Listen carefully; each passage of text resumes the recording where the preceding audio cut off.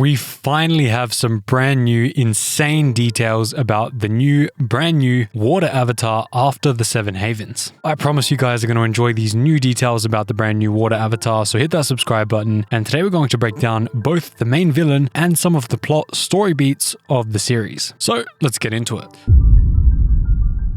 So if you watched my last video on this, you already know the setup. Brian Konietzko has been dropping hints for months that Avatar Studios has something cooking beyond the Avatar Aang movie and beyond the Seven Havens. And he keeps stopping just short of saying exactly what it is, but keeps dropping so many hints. He confirmed at San Diego Comic-Con this year that the show does exist and that a full reveal is coming later in the year. So we know this is all official and it's all happening, but we don't know when. And the reason he was even able to be asked about this is because of the Night's Edge media article who got a hold of a casting call sheet last summer for a project that was running under the working title Red Thunder. That casting call gave us 2 teenage Water Tribe leads under the codenames Baru and Meebs, and it told us that the studio was looking specifically for Indigenous and First Nation actors. And this obviously means that they're going to be Water Tribe, because for the Water Tribe is based on the Inuit and Indigenous cultures. Now, this is the main part, and this is the part that we didn't know before now, but now we finally know that the character we have been calling Baru since last summer is not a sidekick. He is the Avatar himself. He is the next water avatar. So I'm sure Baru is not going to be his actual name in the story, but this is definitely a code name.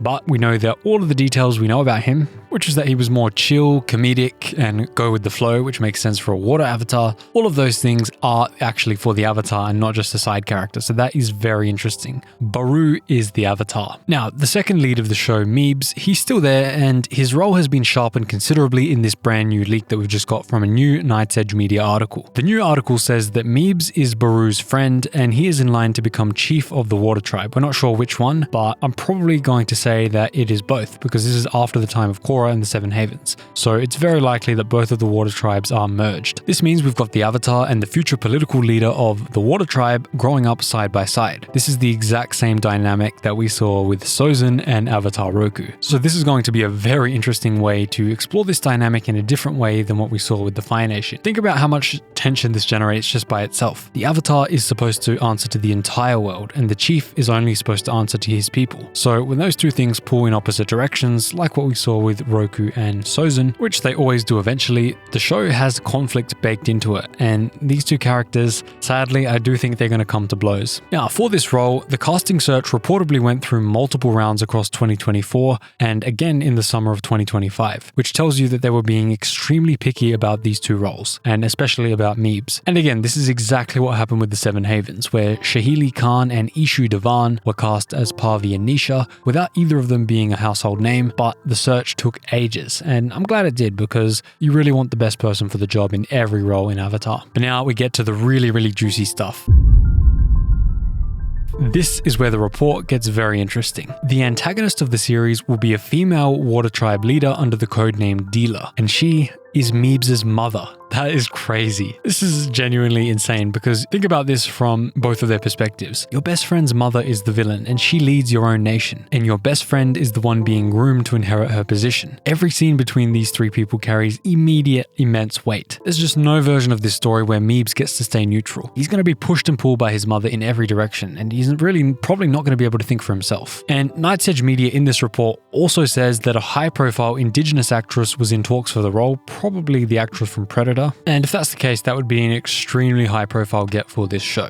The casting call went out in 2024 and didn't appear in 2025, so it looks like that she was cast all the way back in 2024, or at least sometime between 2024 and 2025. So if you see any actresses who have a mysterious gap in their resume from 24 to 25, all the way up to now, you know that there's a chance it's her playing this main villain. So what other details do we have, and what else does this tell us about the entire show and the plot of the show? Well, the 2024 casting detail describes a teenager traveling into lands that have been cursed by ice, an ice age, and discovering that his former teacher is the one responsible for this ice age, and setting out to break the curse and free the world while causing a fair amount of chaos in the way. The 2025 casting call, though, is broader and more adventure forward, describing a rebellious kid who throws out thousands of years of tradition to travel the world, staying ahead of a furious former teacher along with pirates and various gremlins, and helping people in his own strange way. To me, this is nice. It definitely sounds adventure themed and sounds kind of like Luffy in a way. Now, the question is, how will this even work if the world has been destroyed in the Seven Havens? What that means is that Avatar Parvi probably has to restore the world in some way and heal the world so that it can go back to the state that it was before Korra or whoever destroyed the world in the Cataclysm.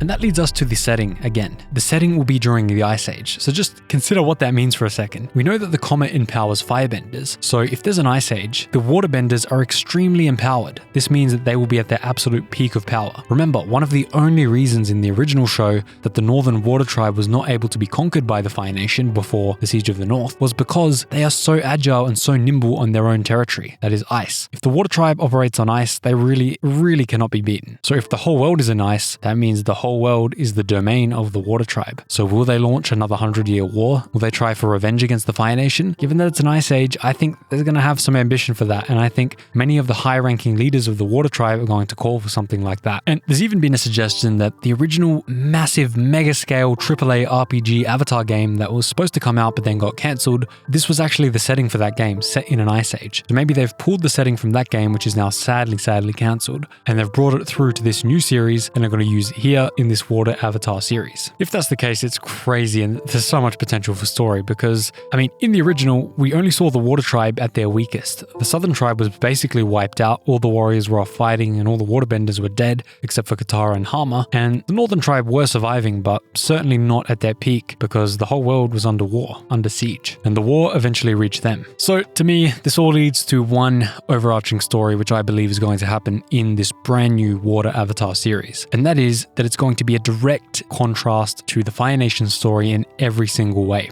Fire is the opposite of water, and in this show, they're going to do the exact juxtaposition to the original series. The Water Avatar is going to be born into the time of the Water Tribe's absolute peak of power, just like how Roku was born into the Fire Nation at their peak of power. Again, just like Roku and Sozin, the chief of the Water Tribe is going to be best friends with the Avatar of the same nation and of the same age, just like Roku and Sozin. But it's how the Avatars handle things that is going to be the exact opposite. I think the Avatar is really going to put up a fight, and I think there's going to be an internal civil war between the Avatar, who will support the rest of the nations and the innocent people of the world, and the chief of the Water Tribe, who is going to go and try to conquer the world during the Ice Age. Depending on how many seasons that is, it could be the first season is the internal strife and the rise to power of the new chief, as her mother tries to install him as the brand new chief of the Water Tribe. And then, if he's successful in that, season 2 will be him trying to conquer the world, but unlike Sozin, who was indecisive and weak, this brand new Water Avatar will be firm, strong, and really put up a fight against his former best friend. That is my prediction for the show based on all the casting information, all the plot information we've got, and the fact that it's set during an Ice Age, which is crazy.